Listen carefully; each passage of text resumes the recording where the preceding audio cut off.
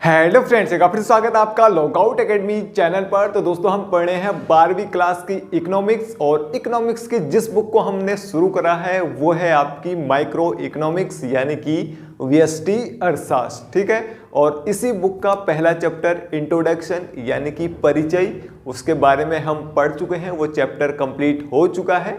तो दोस्तों अगर आपने उस चैप्टर की वीडियोस नहीं देखी हैं अभी तक तो डिस्क्रिप्शन में सारी वीडियोस का लिंक दिया हुआ है, वहां जाके आप वो वीडियो देख सकते हैं। तो दोस्तों आज हम शुरू करेंगे सेकंड चैप्टर जो कि है आपका उपभोक्ता के व्यवहार का सिद्धांत। ठीक है, तो दोस्तों आइए शुरू करते हैं और पढ़ते हैं चैप्टर सेकंड उपभोक्ता के व्यवहार का सिद्धांत। ठीक है, तो दोस्तों चैप्टर को शुरू करने से पहले इस चैप्टर की कुछ बेसिक चीजों के बारे में हम जान लेते हैं जो हमें इस चैप्टर को पढ़ने में मदद करने वाली हैं। ठीक है, तो कौन कौन सी बेसिक चीजें हैं वो सबसे पहले पढ़ लेते हैं। तो सबसे पहले हम इसमें पढ़ेंगे कि उपभोग क्या होता है। सबसे पहले हम जानेंगे किसके बारे में, उपभोग के बारे में। ठीक है, तो ऐसा व्यक्ति जो अपनी आवश्यकताओं की पूर्ति के लिए या अपनी आवश्यकताओं की संतुष्टि के लिए वस्तुओं एवं सेवाओं का क्या करे, प्रयोग करे, तो उसे हम क्या कहते हैं, उपभोग कहते हैं। ठीक है, तो उपभोग किसे कहते हैं, जो क्या करे, अपनी आवश्यकता की पूर्ति के लिए, अपनी आवश्यकताओं की पूर्ति के लिए, आवश्यकताओं की पूर्ति के लिए या संतुष्टि के लिए, आवश्यकताओं की पूर्ति के लिए या संतुष्टि के लिए क्या करें, वस्तुओं एवं सेवाओं, वस्तुओं एवं सेवाओं का प्रयोग करें, सेवाओं का प्रयोग करें या प्रयोग करना ही क्या कहलाता है, उपभोग कहलाता है। ठीक है, कोई भी व्यक्ति है वो अपनी आवश्यकता की पूर्ति के लिए और अपनी संतुष्टि के लिए अगर वस्तुओं एवं सेवाओं का उपयोग करता है तो उसको हम क्या कहेंगे, उपभोग कहेंगे। ठीक है, या आप ये भी कह सकते हैं कि उत्पादन का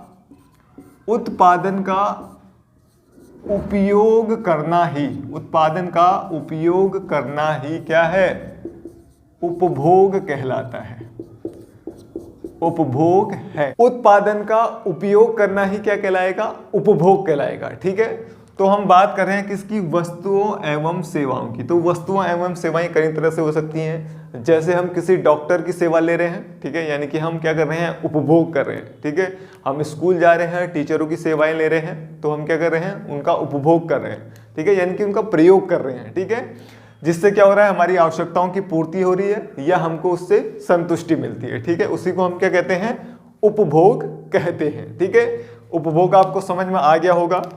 अगला इसके बाद हम पढ़ेंगे कि उपभोक्ता किसे कहते हैं, उपभोक्ता।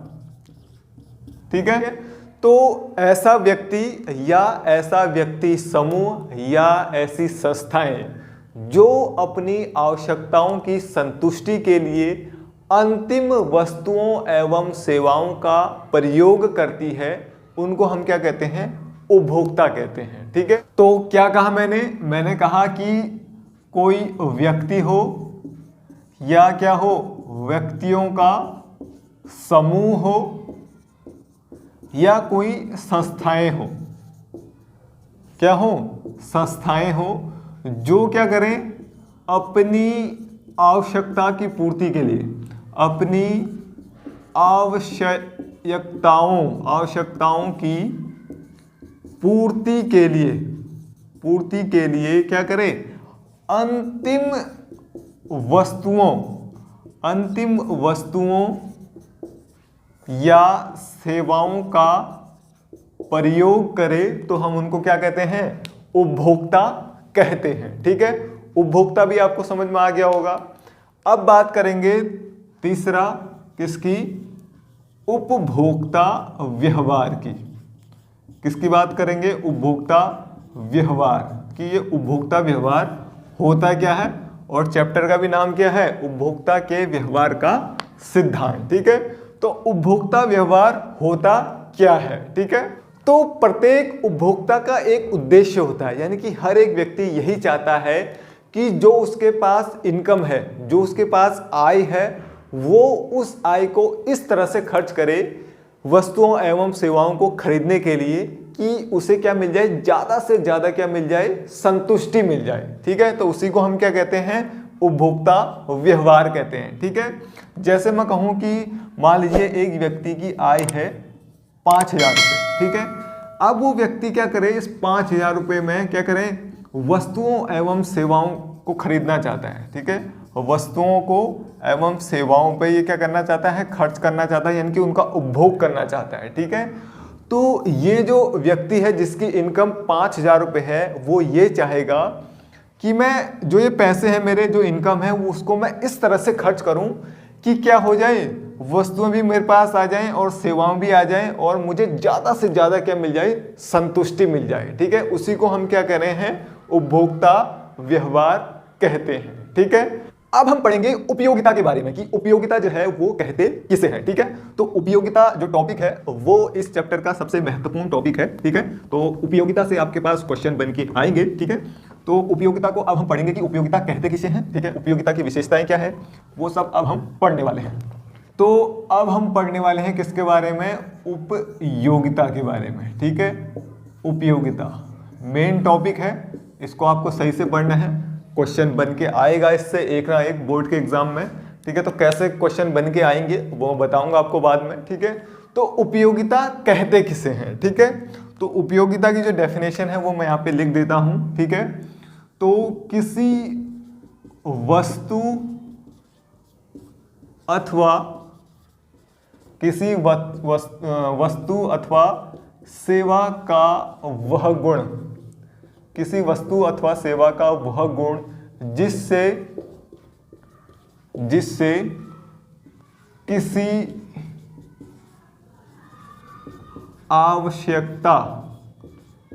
आवश्यकता की संतुष्टि होती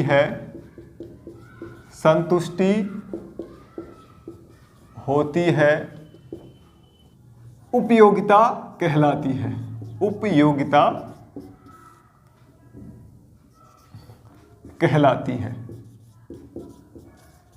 ठीक है, तो क्या कहा मैंने कहा किसी वस्तु अथवा सेवा का वह गुण जिससे किसी आवश्यकता की संतुष्टि होती है, उसे हम क्या कहते हैं, उपयोगिता कहते हैं। ठीक है, तो डेफिनेशन आपको समझ में नहीं आई है तो एग्जाम्पल लेते हैं जिससे आपको समझ में आ जाएगा कि उपयोगिता कहते किसे हैं। ठीक है, तो एक एग्जाम्पल हम लेते हैं यहाँ पे, जैसे मान लीजिए आप जाते हैं किसी एक मेले में। ठीक है, आपके पड़ोस में ही या आपके क्षेत्र में कोई मेला लगा है। ठीक है, उस मेले में क्या है, आप जा रहे हैं घूमने। ठीक है, मेला लगा हुआ है। ठीक है, और मेले में जब आप जा रहे हैं तो आपके जो पिताजी हैं, आपके जो फादर हैं, उन्होंने आपको दिए हैं 500 रुपये। ठीक है, 500 रुपये आपको दिए हैं कि जा बेटा जी ले अपनी जिंदगी और मेले में घूम के आ। ठीक है, तो ये 500 रुपये क्या है, आपकी उस समय आय है, यानी कि क्या है, इनकम है।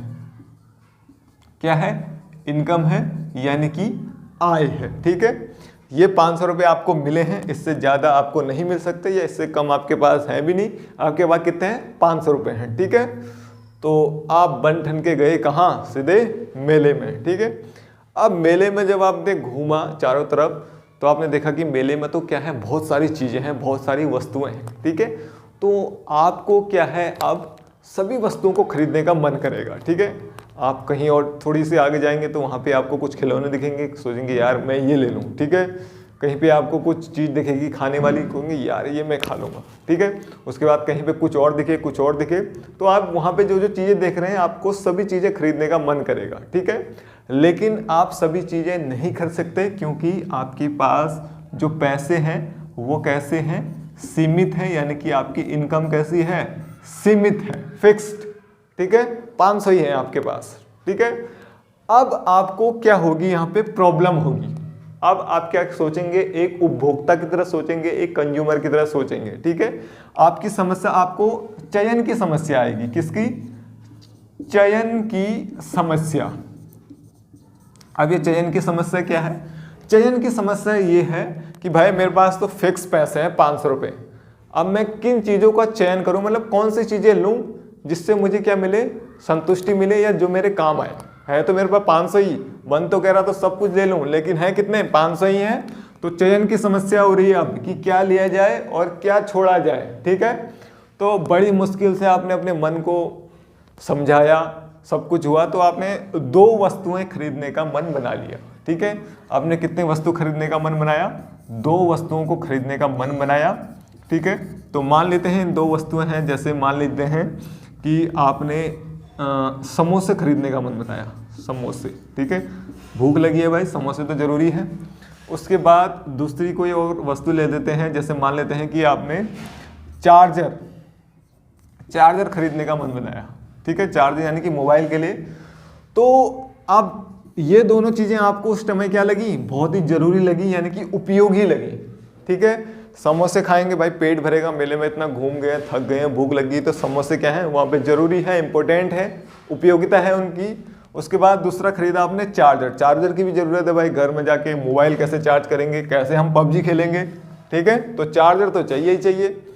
तो समोसे और चार्जर ये क्या खरीदे आप जो आपने, तो उस समय आपके लिए दोनों क्या थे, बहुत ही ज़्यादा उपयोगी थे, बहुत ही ज़्यादा यूजफुल थे उस टाइम पर। ठीक है, तो इस समय इन वस्तुओं को खरीदने से आपको क्या मिलेगी, संतुष्टि मिल रही है। क्यों मिल रही है संतुष्टि? क्योंकि भाई समोसे से पेट भर जाएगा, चार्जर से मोबाइल चार्ज कर लेंगे, और पैसे भी इतने ही थे इसलिए हमने ये खरीद लिया, हमको क्या मिल गई, संतुष्टि मिल गई। और इन जो वस्तुएं हैं इनके अंदर क्या है, उपयोगिता निहित है, यानी कि उस समय यही आपके लिए सबसे ज़्यादा उपयोगी है। ठीक है, तो यही मैं कहना चाह रहा हूँ कि किसी वस्तु अथवा सेवा का वह गुण जिससे किसी आवश्यकता की संतुष्टि होती है। ठीक है, तो वस्तु एवं सेवाओं का गुण क्या था? इसका गुण था भाई कि आपको भूख मिट जाएगी आपकी। इसका गुण क्या था? घर जाके हमारा मोबाइल चार्ज हो जाएगा, अगर ये नहीं लूंगा तो मोबाइल कैसे चार्ज होगा। ठीक है, ये गुण था। ठीक है, तो इससे क्या हो रही है, आवश्यकता की संतुष्टि हो रही है। जैसा कि मैंने कहा, किसी आवश्यकता की संतुष्टि होती है, तो यही क्या कहलाता है, उपयोगिता कहलाता है। यानी कि इन दोनों को ही हम क्या कहते हैं, उपयोगिता कहते हैं। ठीक है, तो अब आपको समझ में आ गया होगा कि उपयोगिता आखिर है क्या। ठीक है, उपयोगिता मतलब वो वस्तु, वो सेवाएं जिसको खरीदने से आपको ज़्यादा संतुष्टि मिलती है, आपकी आवश्यकताओं की ज़्यादा से ज़्यादा पूर्ति होती है, उसी को हम क्या कह रहे हैं, उपयोगिता कह रहे हैं। ठीक है, तो अब आपको समझ में आ गया होगा। ठीक है, तो ये जो उपयोगिता है इसको 2 तरीकों से मापते हैं। ठीक है, तो कौन कौन से वो 2 तरीके हैं जिससे उपयोगिता को मापा जाता है, उसी की हम आप बात करने वाले हैं। ठीक है, तो उपयोगिता को 2 तरीकों से मापते हैं। उपयोगिता को 2 तरीकों से मापते हैं, या आप ये कह लीजिए कि उपयोगिता के मापन के कितने हैं, 2 तरीके हैं। ठीक है, उपयोगिता को 2 तरीकों से मापते हैं। तो 2 तरीके कौन कौन से हैं वो भी देख लेते हैं। तो इसमें सबसे पहले आता है आपका गणनावाचक उपयोगिता। ठीक है, गणनावाचक। ठीक है, एक होता है आपका दूसरा जिसको हम कहते हैं क्रमवाचक, क्रमवाचक उपयोगिता। ठीक है, गणनावाचक उपयोगिता और क्रमवाचक उपयोगिता, और इंग्लिश में हम इसको कहते हैं कॉर्डिनल यूटिलिटी, कॉर्डिनल यूटिलिटी। और क्रमवाचक उपयोगिता को हम कहते हैं ऑर्डिनल यूटिलिटी,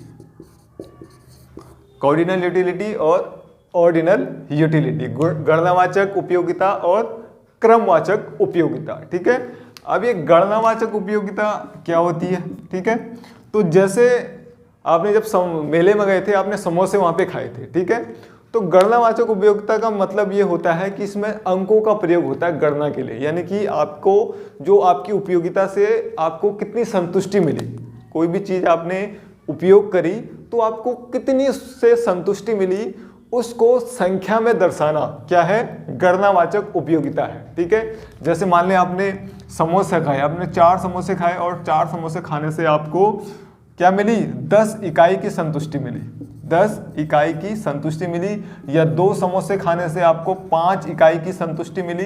तो ये इकाई यानी कि जो संख्या ये है, तो इसको हम क्या कह रहे हैं, गणनावाचक उपयोगिता। ठीक है, कहते नहीं है कि अगर ये चीज़ मुझे मिल गई तो मुझे यार 2 गुना खुशी हो जाएगी, या मेरा खून 2 गुना बढ़ जाएगा। ठीक है, तो क्या है वो जो 2 संख्याओं की हम बात कर रहे हैं उसी को हम क्या कह रहे हैं, गणनावाचक उपयोगिता। यानी कि जो उपयोगिता है उससे हमको कितनी संतुष्टि मिल रही है, इसको संख्या के रूप में दर्शाना क्या है, गणनावाचक उपयोगिता कहलाता है। ठीक है, वही है आपका क्रमवाचक उपयोगिता। ठीक है, इसमें जो आपको संतुष्टि मिली है, ठीक है, उसको क्रम से दर्शाना। ठीक है, कि मान लीजिए आपने 1 समोसा खाया तो आपको 1 इकाई की संतुष्टि मिली है।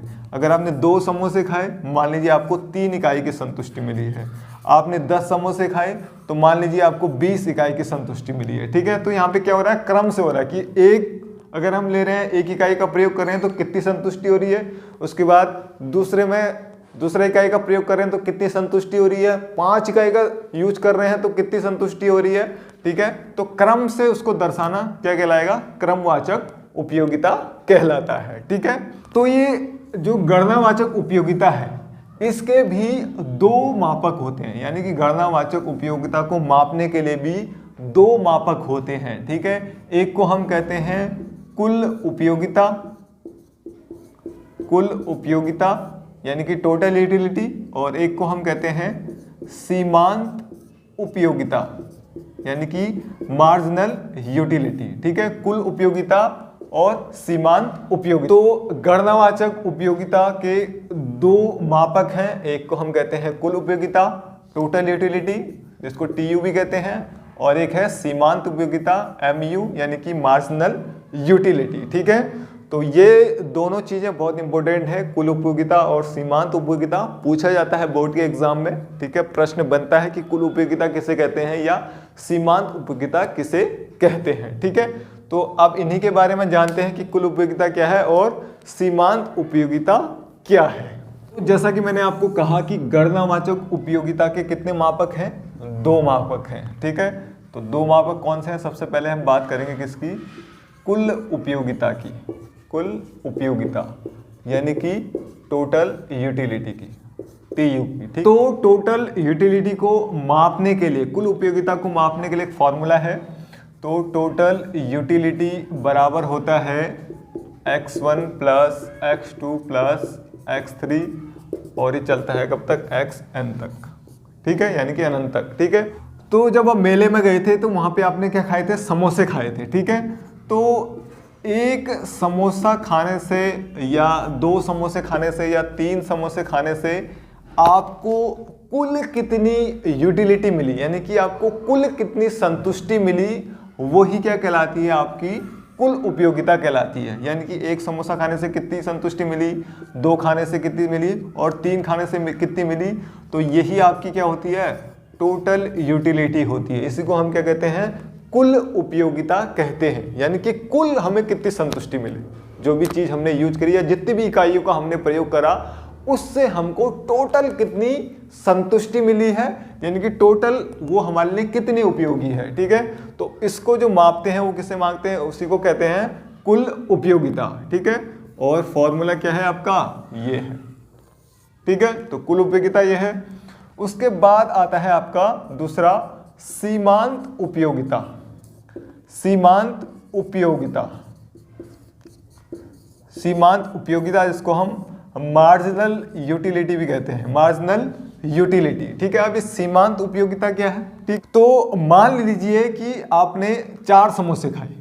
ठीक है, 4 समोसे खाए और 4 समोसे खाने से आपको कुल 28 टोटल यूटिलिटी मिली, यानी कि 28 इकाई के बराबर आपको क्या मिली, संतुष्टि मिली। ठीक है, फिर आपने 5 समोसे खाए तो 5 समोसे खाने से आपको 30 यूटिलिटी मिली, यानी कि 30 इकाई के बराबर आपको क्या मिली, संतुष्टि मिली। ठीक है, 4 समोसे खाए तो कितनी मिली, 28, और 5 खाए तो 30 इकाई के बराबर संतुष्टि मिली। ठीक है, तो 4 इकाई से 5 इकाई तक पहुंचने के लिए हमारी जो टोटल यूटिलिटी है वो कितनी बढ़ी। ठीक है, तो 4 जब हमने खाए थे तो 28 थे, 28 इकाई के बराबर संतुष्टि मिली, 5 खाए तो 30 इकाई के बराबर संतुष्टि मिली।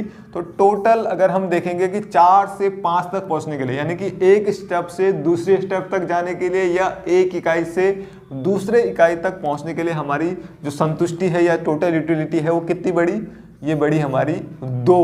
ठीक है, 30 में से अगर 28 घटाएंगे तो कितना आएगा, 2। तो ये 2 जो बड़ी है हमारी टोटल यूटिलिटी, इसी को हम क्या कहेंगे, मार्जिनल यूटिलिटी या सीमांत उपयोगिता। इसी को हम क्या कह रहे हैं, सीमांत उपयोगिता। ठीक है, तो इसी को क्या कहते हैं हम, सीमांत उपयोगिता। यानी कि आप ये कह लीजिए कि एक अतिरिक्त इकाई का, एक अतिरिक्त इकाई का, एक अतिरिक्त इकाई का उपभोग करने से, एक अतिरिक्त इकाई का उपभोग करने से टोटल यूटिलिटी यानी कि कुल उपयोगिता में जो बढ़त होती है उसी को हम क्या कहते हैं, सीमांत उपयोगिता कहते हैं। सीमांत उपयोगिता यानी कि मार्जिनल यूटिलिटी कहते हैं। ठीक है, तो अगर आपसे पूछ ले कि सीमांत उपयोगिता किसे कहते हैं, तो आप कहेंगे कि अगर हम किसी एक अतिरिक्त इकाई का उपयोग करें और उससे टोटल यूटिलिटी में क्या हो, बढ़त हो, तो उस बढ़त को ही हम क्या कहेंगे, सीमांत उपयोगिता कहेंगे। ठीक है, तो एक अतिरिक्त इकाई का उपभोग करने से कुल उपयोगिता में जो बढ़त होती है उसी को हम सीमांत उपयोगिता कहते हैं। पहले 28 थी, हमने 2 इकाई का प्रयोग कर लिया, टोटल यूटिलिटी में कितनी बढ़त हुई, 2 की बढ़त हुई, और इसी 2 को हम क्या कह रहे हैं, MU मार्जिनल यूटिलिटी या सीमांत उपयोगिता कहते हैं। ठीक है, तो ये थे गणनावाचक उपयोगिता के 2 मापक यंत्र, कुल उपयोगिता और सीमांत उपयोगिता। अब आपको समझ में आ गया होगा कि क्या है कुल उपयोगिता और क्या है सीमांत उपयोगिता। तो इसका एक एग्जाम्पल लेते हैं, यानी कि इसका एक हम ग्राफ बनाते हैं, चार्ट की सहायता से बताऊंगा कि क्या है कुल उपयोगिता और क्या है सीमांत उपयोगिता। फिर तो एकदम दिमाग में छप जाएगा। ठीक है, तो इसको रफ करते हैं, उसके बाद जो ग्राफ है वो समझते हैं। तो यहाँ पे मैंने लिख दिया है एक एग्जाम्पल या कह लीजिए क्वेश्चन लिखा हुआ है, जिसमें आपको ग्राफ की सहायता से या चित्र की सहायता से दर्शाना है। क्या दर्शाना है, एक तो दर्शाना है आपको कुल उपयोगिता और दूसरा आपको दर्शाना है सीमांत उपयोगिता। ठीक है, तो बोर्ड के जो एग्जाम है उसमें भी इस तरह के क्वेश्चन पूछे जाते हैं और एक क्वेश्चन 6 नंबर का आता है आपके पास। ठीक है, तो इसका जो ग्राफ है उसको हम यहाँ पे बना लेते हैं। ठीक है, इस तरह से, और इस वाली को लाइन को कहते हैं हम y अक्ष और इसको कहते हैं x अक्ष। ठीक है, और यहाँ पे हम दर्शाएंगे किसे, उपयोगिता को, उपयोगिता।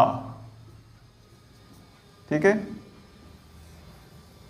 इस वाली लाइन में किसको दर्शाएंगे, उपयोगिता को दर्शाएंगे, और नीचे हम क्या रखेंगे, वस्तु की मात्रा, वस्तु की मात्रा। ठीक है, तो क्वेश्चन आता है आपके पास। ठीक है, 6 नंबर आपके कहीं नहीं गए, कोई थ्योरी नहीं लिखनी है, बस 2 से 3 मिनट लगेंगे क्वेश्चन को सॉल्व करने में और 6 नंबर आपको मिल जाएंगे। ठीक है, तो थ्योरी लिखने से ज़्यादा अच्छा है ये क्वेश्चन आपका सॉल्व हो जाए। ठीक है, क्योंकि वहाँ पे 2 ऑप्शन आपको मिलते हैं, अथवा के रूप में आता है कि आपको क्वेश्चन करें, उसके नीचे एक क्वेश्चन दिया रहता है जिसमें आपको थ्योरी लिखनी पड़ती है। ठीक है, तो आपको करना क्या है, क्वेश्चन करना है जिसमें आपका टाइम बचेगा वहाँ पे। ठीक है, तो उपयोगिता कितनी तक है, लास्ट देखते हैं 24 तक है, तो आप या तो 1 2 3 4 ऐसे 24 तक रख लीजिए, या आप क्या करें 5 का डिफरेंस लें, 5 10 15 20 और 25। ठीक है, और इकाई यूनिट अगर देखेंगे तो 6 तक है। 1 2 3 4 5 6 7 8 9 10 तक ले लेते हैं हम, ठीक है। 10 1 2 3 4 5 6 7 8 9 10, ठीक है। और ये है आपका x अक्ष। आप देखिए, अब समझिए ध्यान से कि कैसे दर्शाया जाता है ग्राफ में, ठीक है, कुल उपयोगिता और सीमांत उपयोगिता को, ठीक है। तो उपयोगिता हमने यहाँ पे लिख दी, वस्तु की मात्राएं लिख दी। अब देखिए, ठीक है, तो सबसे पहले में आप देखेंगे कि कुल उपयोगिता कितनी है, वो 12 है, ठीक है। तो पहला इकाई यानी कि यूनिट ये है और कुल उपयोगिता कितनी है, 12 है, यानी कि 10 ये हो गया, 11 12 है, तो यहीं कहीं आएगी, ठीक है। यानी कि 12 के सामने यहाँ पे होना चाहिए और 1 के भी सामने होना चाहिए, क्योंकि पहली इकाई में कितनी है कुल उपयोगिता, 12 है। तो ऐसे करके आप पॉइंट बना दीजिए, ठीक है। उसके बाद देखिए दूसरी यूनिट में कितनी है, 18 है, ठीक है। तो दूसरा ये है 18 कहाँ होगा, 15 मान लीजिए, 16 17 18 यहाँ होगा, और 2 के सीधे आना चाहिए ऊपर और उधर 18 के सामने भी आना चाहिए, ठीक है। तो हम इसको यहाँ पे मान लेते हैं, ठीक हो गया। थोड़ा देख लीजिएगा, लाइनिंग में हमने स्केल से नहीं खींच रहा हूँ, हाथ से खींच रहा हूँ, इसलिए थोड़ा आगे पीछे हो सकता है, ठीक है। उसके बाद तीसरा कितना है, 22, ठीक है। तो तीसरा ये है, और 22 कहाँ होगा, 20 ये है, 21 22 यहाँ कहीं होगा, ठीक हो गया। उसके बाद देखेंगे कितना है, चौथा 24 है, ठीक है। तो चौथा ये देखेंगे और 24 देखेंगे, 22 से थोड़ा सा ऊपर आएगा और यहाँ पे आएगा, यहाँ पे मान लेते हैं 24, ठीक है। उसके बाद पांचवा भी कितना है, 24 ही है, तो पांचवा 24 के सामने यहाँ पे आएगा, यहाँ पे बना लेते हैं, ठीक है। उसके बाद छठा है आपका 22, ठीक है। छठा कितना हो गया, 22 हो गया, यानी कि कम हो गया। और तीसरे में भी 22 था, तो 22 कहाँ होगा, यहाँ पे होगा, छठे के सामने इधर, ऐसे कर, ठीक है। अब क्या करना है, आपको इस लाइन को मिला देना है एक जान, जो डॉट्स आपने खींचे हुए हैं इनको क्या करना है, ऐसे करके मिला देना है एक साथ, इस तरह से, ठीक है। तो ये तो हमने क्या बना दिया, कुल उपयोगिता का ग्राफ बना दिया। ये क्या है, आपकी टोटल यूटिलिटी है, टोटल यूटिलिटी की रेखा है, यानी कि कुल उपयोगिता की रेखा है, कुल उपयोगिता, ठीक है। अब आपको दर्शाना है क्या, सीमांत उपयोगिता, ठीक है। तो सीमांत उपयोगिता कैसे दर्शाएंगे, देखेंगे कि पहली यूनिट में कितना है, 12 है, ठीक है। 12 मतलब यहीं पे आएगा, ठीक है। पहली में कितना है, 12, यानी कि इसको हम दूसरे कलर से दर्शा देते हैं, ठीक है। तो 12 मतलब यहीं पे आएगा। दूसरे में कितना है, सीमांत उपयोगिता 6 है, तो 6 कहाँ पे आएगा, दूसरी में 5 ये है, तो 5 के ठीक ऊपर 6 यहाँ पे, ठीक है। फिर उसके बाद तीसरे में है 4, ठीक है। तो तीसरे में कितना है, 4 है, यानी कि 5 से थोड़ा नीचे आएगा, 3 ये हो गया, सॉरी तीसरे में कितना है, 4 है, तो मान लीजिए यहाँ पे आएगा 4, ठीक है। फिर चौथे में देखिए कितना है, 2 है, चौथे में 2 है, तो 1 2 यहाँ पे मान लीजिए कहीं, तो यहाँ पे हम मान लेते हैं 2, यहाँ पे मान लेते हैं, ठीक है। फिर उसके बाद क्या है, 5वें में 0 है, 5वें में 0 मतलब यहीं पे आएगा 0, क्योंकि यही है, इसी लाइन में आएगा। छठे में हम देखते हैं तो कितना हो जाएगा, -2 हो जाएगा, तो 0 से नीचे ले लेंगे तो मान लीजिए -1 हो गया, -2 मतलब कि यहाँ पे कहीं आ जाएगा, यहाँ पे बना दे, बड़ा सा दिखता है, जैसे आपको दिख जाएगा, ठीक है। अब क्या करें, इस लाइन को हम क्या कर देते हैं, खींच देते हैं। तो पहले 12 था, फिर 6 था, फिर 4 था, फिर 2 था, फिर 0 था, फिर कितना था, -2, ठीक है। तो हाथ से मैं खींच रहा हूँ इसलिए थोड़ा टेढ़ा मेढ़ा हो रहा है, तो आप जब स्केल से खींचेंगे या स्केल का प्रयोग करेंगे तब क्या होगा, ये बिल्कुल सही होगा, ठीक है। तो अब जब ये ग्राफ है तो ये जो लाइन है वो किसकी है, ये है आपकी MU की, मार्जिनल यूटिलिटी, यानी कि सीमांत उपयोगिता की, सीमांत उपयोगिता की, ठीक है। तो इस ग्राफ से आपको एक चीज पता चल रही होगी, तो वो चीज क्या है, वो चीज ये है कि अगर कुल उपयोगिता ज्यादा हो, ठीक है, कुल उपयोगिता ज्यादा हो तो सीमांत उपयोगिता कैसी हो जाती है, घट जाती है, ठीक है। तो यहाँ पे है, देखिए जैसे हम इसको मिला देते हैं, यहाँ से 0 से अगर इसको मिलाएं तो ये इस वाली लाइन पे मिलेगी, ठीक है। अगर हम देखें तो ये क्या है, ये कुल उपयोगिता की लाइन है जो क्या है, बढ़ रही है नीचे को, ठीक है। तो इससे ये स्पष्ट होता है कि अगर कुल उपयोगिता बढ़ रही हो तो सीमांत उपयोगिता क्या होती है, कम होती जाती है, ठीक है। यानी कि जब हम पूरी तरह से संतुष्ट हो जाते हैं, ठीक है, हमारी जो उपयोगिता है वो पूरी तरह से संतुष्ट हो जाती है, तो ऐसे में क्या होता है, जो सीमांत उपयोगिता है वो क्या हो जाती है, शून्य हो जाती है या कम हो जाती है। ठीक है, यानी कि हम यहाँ पे देख रहे हैं हमको 5 इकाई तक चाहिए था। ठीक है, 5 इकाई के बाद हमें अगली वाली इकाई ली, 6 इकाई ली, तो हम किस में चले गए, माइनस में चले गए, यानी कि हमारी जो सीमांत उपयोगिता है वो कम हो गई। ठीक है, कहने का मतलब ये है कि मान लीजिए आपका पेट भर जाता है 5 रोटी में। ठीक है, 5 इकाई में आपका पेट भर जाता है या 5 रोटी में आपका पेट भर जाता है, उसके बाद आपसे कोई जबरदस्ती कहेगी एक और रोटी खा ले, यानी कि 6ठी रोटी खा ले, तो आप क्या कर सकते हैं, वॉमिटिंग कर सकते हैं या आपकी तबीयत खराब हो सकती है, तो आप क्या हो जाएंगे, बीमार हो जाएंगे। तो ऐसे ही अगर टोटल यूटिलिटी बढ़ेगी तो सीमांत उपयोगिता क्या होगी, हमेशा घटेगी। ठीक है, तो यहाँ पे देख रहे हैं 5 इकाई में हमको संतुष्टि मिल गई थी, लेकिन जैसे ही हमने 6ठी इकाई का प्रयोग करा तो हम किस में चले गए, माइनस में चले गए। ठीक है, तो अब हम बात करने वाले हैं उपयोगिता की विशेषताओं पर। ठीक है, उपयोगिता की विशेषताएं क्या क्या होती हैं। ठीक है, तो सबसे पहले है उपयोगिता मनोवैज्ञानिक या आत्मनिष्ठ है, उसके बाद है उपयोगिता सापेक्षिक है, उपयोगिता और लाभदायकता में कोई संबंध नहीं है, चौथा है उपयोगिता का स्वादिष्टता से संबंध नहीं है, और 5वां है उपयोगिता व्यक्ति परक होती है। ठीक है, तो सबसे पहले हम देखते हैं कि ये क्या है कि उपयोगिता मनोवैज्ञानिक या आत्मनिष्ठ है।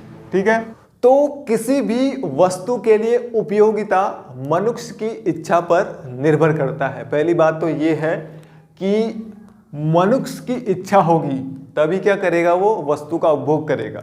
अगर मनुष्य की इच्छा होगी नहीं, उसको वो चाहिए ही नहीं, उसके लिए उपयोगी है ही नहीं वो वस्तु, तो वो उसका उपभोग नहीं करेगा। ठीक है, तो इसलिए हम कह रहे हैं कि उपयोगिता कैसी है, मनोवैज्ञानिक है और आत्मनिष्ठ है। मतलब जब इच्छा होगी हमारे लिए उपयोगी होगी तभी हम उसको खरीदेंगे, नहीं तो नहीं खरीदेंगे। ठीक है, दूसरी बात यह है कि एक ही वस्तु सभी व्यक्तियों के लिए उसकी उपयोगिता एक जैसी नहीं हो सकती। ठीक है, मान लीजिए कोई एक वस्तु है, ऐसा तो नहीं हो सकता कि ये वस्तु इसको भी चाहिए, इसको भी चाहिए, इसको भी चाहिए, इसको भी चाहिए, इसको भी चाहिए, जितने भी लोग हैं सबको चाहिए, ऐसा नहीं हो सकता। एक ही वस्तु के लिए उपयोगिता अलग अलग होती है। ठीक है, जैसे हम बात करें, अगर जो सिगरेट नहीं पीता तो सिगरेट की तो उसके लिए उपयोगिता है ही नहीं, क्योंकि वो पीता ही नहीं है, और जो पीता है उसके लिए उसकी उपयोगिता है। ठीक है, तो यही ये कहना चाह रहा है कि उपयोगिता क्या है, मनोवैज्ञानिक है और आत्मनिष्ठ है। ठीक है, मनोवैज्ञानिक कैसे है, इच्छा होगी तभी लेंगे, आत्मनिष्ठ जब ये है जब बहुत ही ज़्यादा जरूरत है, बहुत ज़्यादा नीड है, बस चाहिए ही चाहिए, तभी हम क्या करेंगे, उसका उपभोग करेंगे। ठीक है, अगला है इसमें कि उपयोगिता सापेक्षिक है। ठीक है, अब ये सापेक्षिक क्या होता है वो भी समझ लेते हैं। तो सापेक्षिक का मतलब यहाँ पे है समय के अनुसार, यानी कि अगर कोई भी वस्तु है वो उसकी हमेशा उपयोगिता एक समान नहीं रहती है। ठीक है, वो क्या होती है, समय के साथ, स्थान के साथ और देश के साथ परिवर्तित होती रहती है। ठीक है, तभी हम कह रहे हैं उपयोगिता सापेक्षिक है, यानी कि हर एक वस्तु की क्या होती है, उपयोगिता हर समय एक जैसी नहीं रहती है। ठीक है, हम देखते हैं अगर गर्मी आ गई तो हम गर्मी वाले कपड़े पहनते हैं, अब उसकी तो उपयोगिता है ही नहीं ठंडों में, गर्मियों के कपड़ों की। ठंड आती है तो हम ठंडों के कपड़े पहनते हैं, वहाँ पे गर्मियों के कपड़े नहीं चाहिए। ठीक है, यानी कि हर एक वस्तु की उपयोगिता समय, देश और स्थान के साथ बदलती रहती है, हमेशा एक जैसी नहीं रहती। ये कहना है उपयोगिता सापेक्षिक है। ठीक है, अगला है उपयोगिता और लाभदायकता में संबंध नहीं है। ठीक है, इसका मतलब ये है कि बहुत सी वस्तुएं ऐसी होती है जिनमें उपयोगिता तो होती है, उपयोगी तो होती हैं लोगों के लिए, मगर वो लाभकारी नहीं होती हैं। ठीक है, तो ऐसी बहुत सारी वस्तुएं हैं जिनकी उपयोगिता तो है, लोग उसको उपयोग करते हैं, लोगों उस पर इच्छा है, लोग उसका उपभोग करना चाहते हैं, लेकिन उससे कोई भी लाभ नहीं होता है। जैसे क्या, जैसे हो गई शराब। ठीक है, लोगों के लिए उपयोगी है, लोगों की नीड है, इच्छा है, पीने का मन करता है, लेकिन लाभदायक है, लाभदायक नहीं है। ठीक है, तो ये इसलिए कह रहा है कि उपयोगिता और लाभदायकता में संबंध नहीं है। ये कहना चाह रहा है कि हर वस्तु की उपयोगिता तो है, लेकिन ये जरूरी नहीं कि हर वस्तु से आपको लाभ भी मिले, ठीक है, या उसका उपभोग करने से आपको लाभ मिले। तभी ये कह रहा है कि उपयोगिता और लाभदायकता में संबंध नहीं होता है, ठीक है। अगला है उपयोगिता का स्वादिष्टता से संबंध नहीं है, ठीक है। अगला ये कहना चाह रहा है कि कुछ वस्तुओं की उपयोगिता तो होती है, नीड बहुत ज्यादा होती है, लेकिन वो कैसी नहीं होती, स्वादिष्ट नहीं होती है, ठीक है। अब कोई बीमार व्यक्ति है, उसको क्या चाहिए, दवाई की जरूरत चाहिए। दवाई क्या है, उसकी उपयोगिता है दवाइयों की, लेकिन क्या वो स्वादिष्ट होती हैं, नहीं होती हैं। इसलिए ये कह रहा है कि उपयोगिता का स्वादिष्टता से संबंध नहीं होता है। जरूरी नहीं है कि हर एक चीज जिसका आप उपयोग कर रहे हैं या जिसका आप उपभोग कर रहे हैं वो स्वादिष्ट हो, ठीक है। अगला है उपयोगिता व्यक्ति परक है। अब इसका मतलब क्या है कि उपयोगिता व्यक्ति परक होती है। इसका मतलब ये है कि एक ही वस्तु की उपयोगिता हर व्यक्ति के लिए एक जैसी नहीं होती है, ठीक है। यानी कि एक वस्तु की उपयोगिता अलग अलग व्यक्तियों के लिए उसकी उपयोगिता अलग अलग है, ठीक है। जैसे हम यहाँ पे एक एग्जांपल लें, जैसे मैं कहूँ कि कोई, जैसे मान लीजिए एक चाकू है, ठीक है, एक चाकू है, एक ये वस्तु है, ठीक है। अब चाकू का काम क्या है, सब्जी काटने का है। क्या करते हैं चाकू से, सब्जी काटते हैं। घर में इसका उपयोग सब्जी काटने के लिए होता है, फल काटने के लिए होता है, बाकी चीज़ों को काटने के लिए होता है। लेकिन वहीं इस चाकू का उपयोग कौन भी करता है, अपराधी लोग भी करते हैं, चोर डकैत, ठीक है। अपराधी भी किसका प्रयोग करते हैं, चाकू का प्रयोग करते हैं। कहने का मतलब ये हुआ कि एक वस्तु की उपयोगिता अलग अलग लोगों के लिए अलग अलग होती है। यानी कि अब ये नहीं कि चाकू से खाली हम सब्जी काटें और कुछ नहीं कर सकते, ठीक है। चाकू का इस्तेमाल और भी कई चीज़ों में होता है, अपराधी करते हैं, ठीक है। इसलिए ये कह रहा है कि उपयोगिता व्यक्ति परक है, ठीक है। व्यक्ति भिन्न भिन्न व्यक्तियों के हिसाब से किसी भी वस्तु की उपयोगिता भिन्न भिन्न होती है, ठीक है। तो ये थे उपयोगिता की विशेषताएं, समझ में आ गया होगा, ठीक है। तो फटाफट से एक बार दोबारा रिवाइज कर लें। उपयोगिता मनोवैज्ञानिक है, आत्मनिष्ठ है, यानी कि हर एक व्यक्ति के लिए जो वस्तु है उसकी उपयोगिता अलग अलग होती है, ठीक है। और जब व्यक्ति की इच्छा होगी, उसकी नीड होगी वस्तु को खरीदने की, तभी वो खरीदेगा। उपयोगिता सापेक्षिक है, यानी कि समय के साथ वस्तु की उपयोगिता बदलती रहती है। उपयोगिता और लाभदायकता में संबंध नहीं है, ठीक है। ये नहीं, ये कोई भी चीज़ आप खरीदो ये नहीं कि वो आपके लिए लाभकारी हो, ठीक है। जैसे आप शराब पीते हैं तो उपयोगी तो है लोगों के लिए, लोग पीते हैं, इसलिए बनी इसलिए है कि उसको पिया जाए, लेकिन वो लाभकारी है नहीं है। फिर है उपयोगिता का स्वादिष्टता से संबंध नहीं है, ठीक है। ये नहीं कि हर एक चीज़ आप जो खरीदें वो आपको स्वादिष्ट लगे, ठीक है। उपयोगी तो होती है, जैसे दवाई उपयोगी है लेकिन स्वादिष्ट नहीं होती, कड़वी होती है, खाने का मन नहीं करता। उसके बाद है उपयोगिता व्यक्तिपरक है। व्यक्तिपरक ये मतलब हुआ कि हर एक जो वस्तु है वो भिन्न भिन्न व्यक्तियों के हिसाब से उसकी उपयोगिता अलग अलग रहती है, ठीक है। जैसे मैंने चाकू का एग्जांपल दिया, सब्जी काटने के लिए भी होता है, और अपराधी लोग डकैती करने के लिए, गुंडागर्दी करने के लिए, ठीक है, इसका प्रयोग करते हैं, ठीक है।